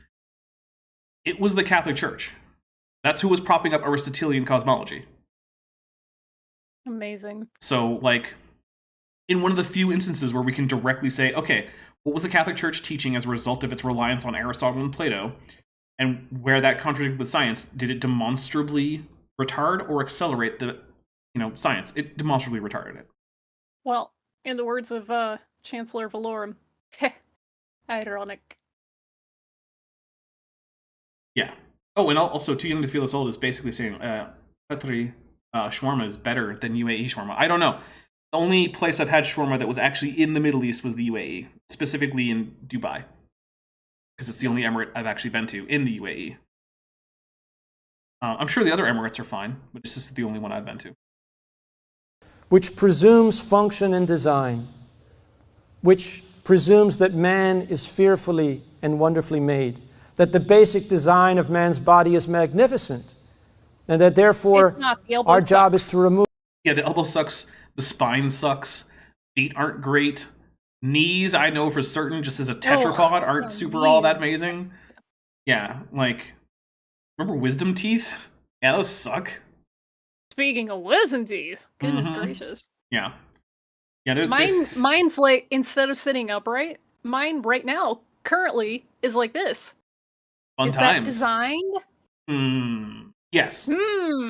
God was up there in heaven, and while you were being fearfully and wonderfully made, and was like, you know what? He was going sideways. Yeah, just yanked that over with his little God just pliers. God tweaking the little slider on my character creation, going lol. Move obstacles to the healthy God is actually doing Monster Factory for real. functioning of his body, most especially sin, but always with respect for God's design. Yes. See, whenever there's bad stuff, that's because of the sin. Whenever there's good stuff, that's because of God. And if you think that makes it unfalsifiable, well, you're right. You'd be correct. Right. I love that. All the bad stuff is for this one reason. The good stuff is for this other reason. No, I can't prove either reason. No, neither reason produces new questions for further research. It's like, You've defeated every single aspect of something that could make it scientific. You don't make new Counterpoint predictions. is, nuh-uh. Good point. But like, if your idea makes no predictions, isn't falsifiable, and isn't confirmable, then it's just not part of science. It's just not. It's not useful in scientific terms. It might be useful for your like moral consideration of other people. It might be useful for your own like emotional well-being. Great, have fun with it. But to say that it's scientifically useful is just to not know what science is. So, if we're so fearfully and wonderfully made, why is it that mantis shrimp can have better eyes than us? Well, because the mantis shrimp never sinned. But didn't sin affect all of creation? Well, except for the mantis shrimp. So you're saying the mantis shrimp is not part of creation? Well, no, it's God's favorite part of creation, so it doesn't have to suffer the effects of sin. Mantis shrimp are angels. Basically, yeah. They're angels of death, specifically, for fish. 1, 2, 3, death! Okay, that tracks. Yes. That tracks. Because also, most of the fish were affected by the fall, because fish are evil bastards. In this framework, we learn Did a from fish God's kill your design. family? I mean, if you go back far enough, yes. To improve medicine and medical technology and make new scientific and technological discoveries. And we trust in an all-wise, all-loving, all-powerful God for healing. Ugly German True says, do you mean mantis shrimp or Jesus crab? Well, they're not crabs, so they can't be Jesus crab. They're not crabs yet. Well, that's a good point. Although, okay, so when it comes to carcinization, the part that doesn't get talked about as much is that it only affects decapods. And mantis shrimps aren't decapods, so... decapods are like the shrimp, the lobsters, the crabs, those groups. You might be able to tell from their name how many legs they have. 10. Deca. Yeah, decapod. Why isn't December the 10th month anymore? That's dumb. It's actually complicated, but yeah, it is dumb. That's very dumb. The simple but not actually true answer is about Julius Caesar, and actually he did get stabbed and whatnot. It's actually more complicated than that. That's just a funny meme, but yeah. And salvation. Next slide. But in the evolutionary framework, it's completely opposite. We presume dysfunction and absence of design. We believe that God has allowed man to evolve randomly. No, I really hate... None of that. Guys. Wow. Evolution isn't random. It contains stochastic aspects of it, right? But that doesn't make it random. So, think about it like this, right? Most people are familiar, at least in passing, with the game Minecraft, right? When you go to generate a new world in Minecraft, either you can enter in a seed, or it will develop a seed with a random number generator, right? So let's say you use the random number generator. Okay, great. That will then set up what world will be generated. But the world that's generated is constrained by the parameters hard-coded into the game. So for instance, it'll generate a certain climate map that tells you where biomes go. But the climate map is only allowed to vary in certain rates and over certain regions and with certain sizes of each region, right? Where the caves go. It's not deterministic, but it's constrained. And there are deterministic processes that happen once the random seed is established. So that's the reason why, if you want to play in the same seed as someone else, you can just get their seed, because it has deterministic elements. So for instance, if you're into like the speedrunning community, one of the more popular Minecraft speedrunning categories is set seed, where you get to pick a seed and play it over and over and over again as practice, so you know where things are in that seed. It's much harder to do the random seed speedruns. In fact, most people just spend time regenerating seeds when they start one of those runs. Regenerate until they get one that seems fine. Then they go. So you have the randomness in terms of what the seed number is going to be, but then you have the deterministic parts. Now in evolution, the random parts come in with mutation. Now mutations aren't actually completely random, but they are largely stochastic. You can't say for certain exactly which mutation is going to come up in which organism when. So we can treat them as largely random. But things like, also genetic drift is pretty random, so is the founder effect. But things like selection are not random. They're explicitly non-random. They're extremely non-random. So you can't just say that evolution equals randomness. It doesn't. And therefore, man has to correct evolution's mistakes. Wait, who said that? About what? I mean, I guess it's part of what doctors do if you think about it, but like... True. Yeah, I That guess. is true. When faced with an organ or physical system of unknown function, do not presume that it has a function. Instead, develop an evolutionary explanation for its origin. No, Bill Darwin, the Pope of Science. This is another one of those citation needed, because as far as I can tell, that thing has never happened. The fact is that people don't go around saying that certain things don't have function because they just didn't look into it, right? When people said that, like, oh, hey, the appendix or the tonsils don't have function, it's because they were trying to look for function and they failed to find it. The fact that later, people with more sophisticated technology later did find minor, relatively unimportant functions doesn't negate the fact that, observably, up until that point, they didn't seem to have a function. And when you look at something and it doesn't seem to do anything, it's not that unreasonable to conclude that it doesn't have a function. Now, if you don't know what you're looking at, maybe you shouldn't then, for that reason, toss it out. Like, if you're opening up, a mechanical watch and you don't know what this gear does, that doesn't mean it doesn't do anything. But still... Just in chat, just cried out in agony. Yeah. Still, yeah, these were not conclusions that were just made by presumption. They were made after careful examination of the human body. Presume that God did not specially create man as the crown of a perfectly harmonious creation. Rather, presume that... Yeah. It's, once again, all the bad stuff, don't worry about that. That's just sin. He used a process. This is if you believe in God at all. If you're a theistic evolutionist, presume that God used a process of trial and error over hundreds of millions of years to evolve man's body in a world that he had filled with death, deformity, and disease. And it's still shitty, so when are we going to get there? The second coming. You gotta wait for Jesus to come back. Of course. Which is just around the corner, just like it has been for the last 2,000 years. 2,000 years, yeah. Any minute now. Please skip ahead 2 more slides and to the last one. Well, as for me and my house, we have decided which one of these 2 models we are going to embrace. We are going to serve the Lord of creation, and not the diabolical demon of evolution. Amazing. Diabolical. Are there demons that aren't diabolical? Like, that just feels redundant. Like, what would be the point of being a non-diabolical demon? Yeah, because diabolical just means, like, of the devil. Isn't he supposed to be the one who's in charge of the demons in the first place? Right, and they all speak the infernal dialect of the seraphim language. That should we post a link to the cursed seraphim language? Yes. Oh my god, I'm gonna do that. Okay, yeah, grab that link. So, in case you guys don't know, in the constructed language section of YouTube, one relatively popular channel hosted a cursed constructed language competition, and a channel that I watch occasionally. I don't follow it very closely. Posted as their cursed constructed language, the seraphim language of the angels, and it has an infernal dialect with grammatically obligatory blasphemy. Yes, Yeah.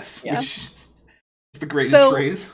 Long story short is that the seraphim have 7 mouths, 3 of which are always speaking or singing praises. Yeah, prayers and hymns and whatnot. Prayers and hymns in biblical Greek, Aramaic, and Hebrew.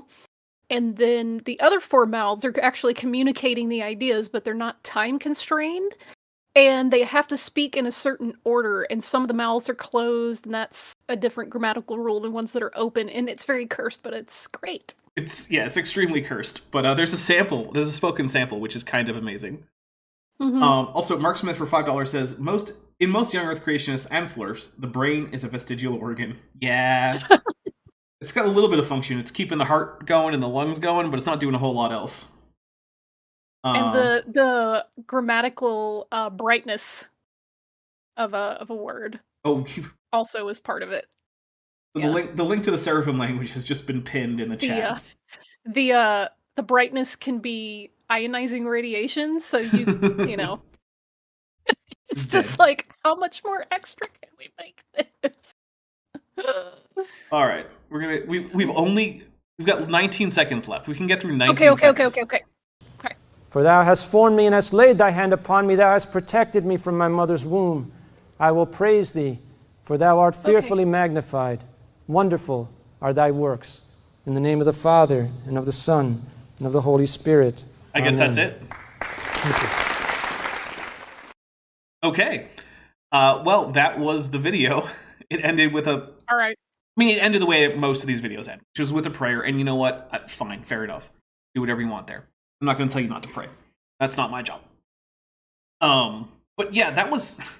First, I did not actually expect that almost this entire time would be taken up with a straw man of pro-choice talking points, which was... Well, he's a Catholic, of course. I guess, yeah. Strawmanning pro-choice arguments because they're just so aghast and offended that anyone would dare not reproduce in huge and unwieldy numbers because the rhythm method does not work as a contraceptive technique. Hey, every sperm is sacred. Nice reference. Thank you. Also, and I had to slip that in there because a commenter said last time that I was taking too many cheap shots at Catholicism, so I was like, no, okay, I could take more. It's true. I could take more. Yeah. Look, I have a lot of complaints about the Catholic Church. This is just not the forum for all of them. However, Right. But as your proxy hater. Yes. So, but yeah, at the end, it was pretty disappointing. It just came down to, for reasons I'm not going to actually demonstrate or cite or in any way support, I say that non-Catholic, like, I guess, naturalist science, which is just science, well, not the non-Catholic part. You can be a Catholic and do great science. Lots of Catholics have. There are currently lots of great Catholic scientists. But, like, using basically methodological naturalism has greatly retarded science. Okay? Because reasons. Yeah, do you have an example? Do you have a thing? Because I can point out the opposite, right? Now, granted, I actually don't think the Catholic Church was some big, retrograde force in terms of scientific development, but I can at least point to a few things where, yeah, they probably held us back by at least a few decades or so. So, maybe without the Catholic Church, we'd have more people who have been on the moon. I'll go with that. Like, maybe the Artemis project would have happened in, like, the 90s. Okay. Maybe. I'm not even going to go that far because it's way too complicated to say that. But, like, I can actually make reasonable arguments as to how the Catholic Church has, in some small ways, slowed down the advancement of certain aspects of science, mostly in terms of medicine, because they had big old prohibitions on things like dissection of humans, which was a really big part of medical advancement. And then another big one is in astronomy. So, like, yeah. And the counter was like, well, they didn't want to do the Human Genome Project. Like, who didn't want to do the Human Genome Project? Like, no one, as far as I can tell. Staunchly anti-contraception, so yeah, well, thanks. Yeah. Lubelar says, you know what they call users of the rhythm method? Parents, yeah. Yep.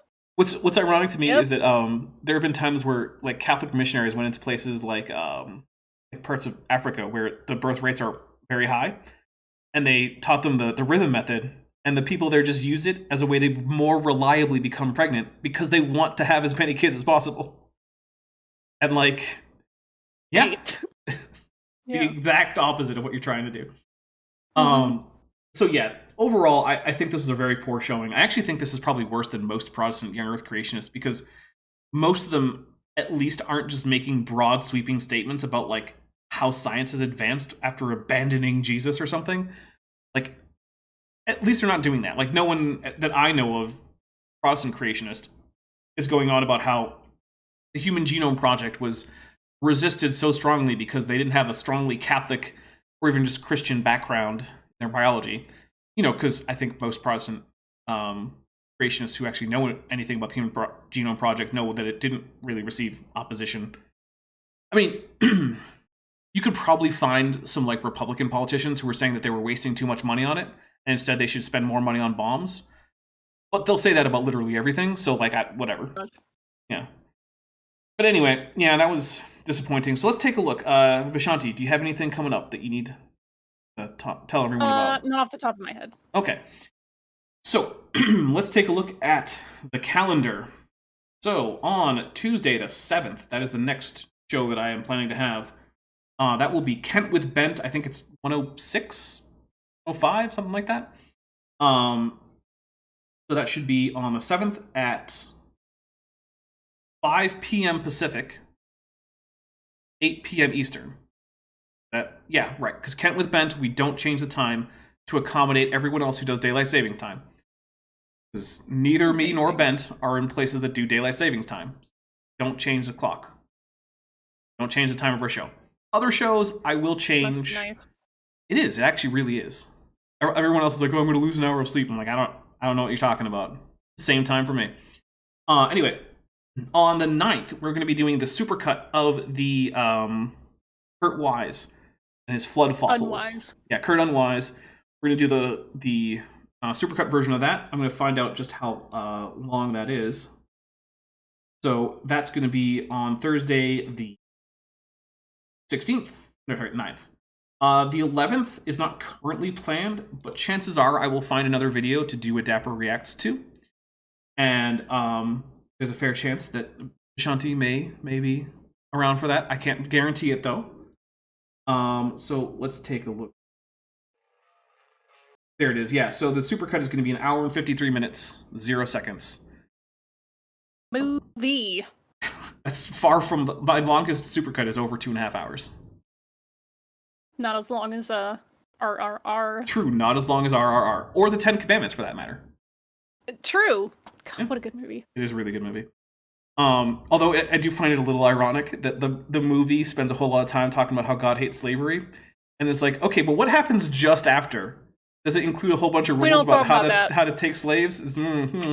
Yeah. Okay, maybe God wasn't... You just can't do it to your fellow countrymen. Right, yeah. It's like, Yeah. oh, so God was sort of conditionally anti-slavery. Yeah, it was conditional. Like, Okay. it's fine. Too Young to Feel This Old for $5 says, everyone hurry up and hit the like button before the stream is over. Yes, please do. So that is on that Saturday. And then on the 14th, we'll be doing another Bent with Bent, almost certainly. On the 16th, we'll be starting a new series, which I believe will be... Double check. Make sure I get this right. Filter. But I only filter the stuff that is unlisted. All this stuff is... Channel member or Patreon. Yeah, if you're a channel member or a patron, you could be watching this right now.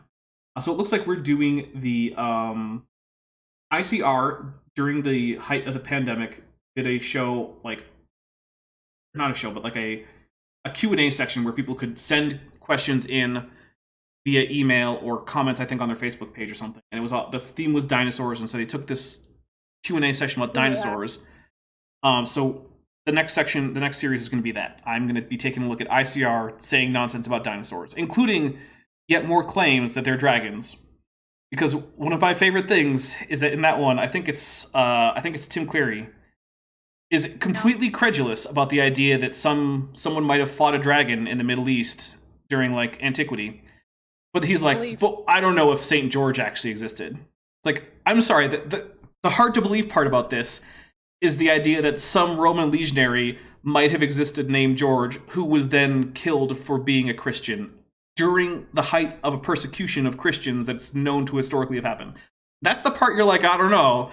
But the part where somebody fought a dragon, that's the part where you're like, oh yeah, totally, of course.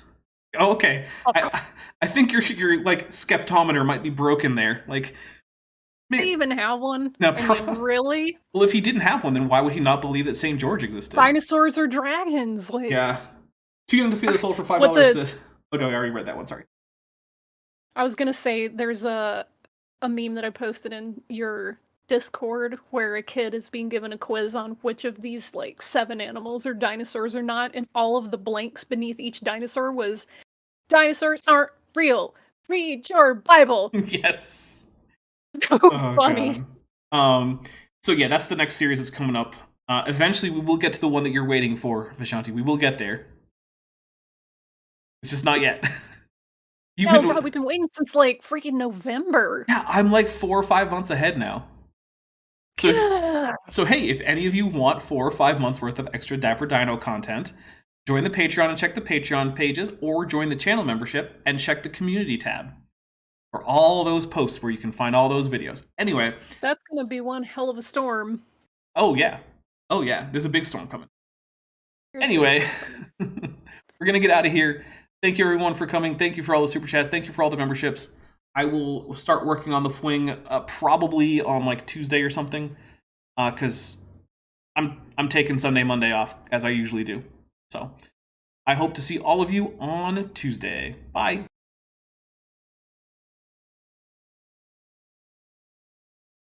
Thanks for watching, but before you go, I just want to say a special thank you to my channel members and my patrons, especially those pledging $20 or above. Bob Knob, Work in Progress, Benthoven, Tapioca Weasel, Cynically Skeptic, Denny5252, Elron Teller, Farava, Ian Chen, Landon Knoll, Mabdy Babbity, San, Sphincter of Doom, and the Venerable Bede. As you probably know, YouTube is a very volatile platform, and from month to month my income on the channel can swing wildly.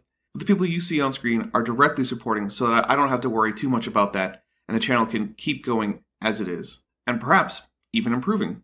If you'd like to join this team, there are links below to join the channel or in the description to join the Patreon. The Patreon starts as low as $1 a month, and the channel memberships start as low as $1.99 a month. On Patreon, you can even get a discount for pledging annually. If you do decide to pledge, you'll get access to an exclusive Discord server just for channel supporters, as well as early access to all of my pre-recorded videos, often up to 2 months in advance. Higher tiers will unlock even better perks. Now, if an annual or monthly pledge isn't right for you, but you still want to support the channel, there is a merch store down in the description, as well as an Amazon wishlist, just for me. And if financial support isn't something you can or want to do, then if you still want to help out the channel, please just like and share these videos and make sure you comment on them. It really helps the channel out. Thanks again for watching.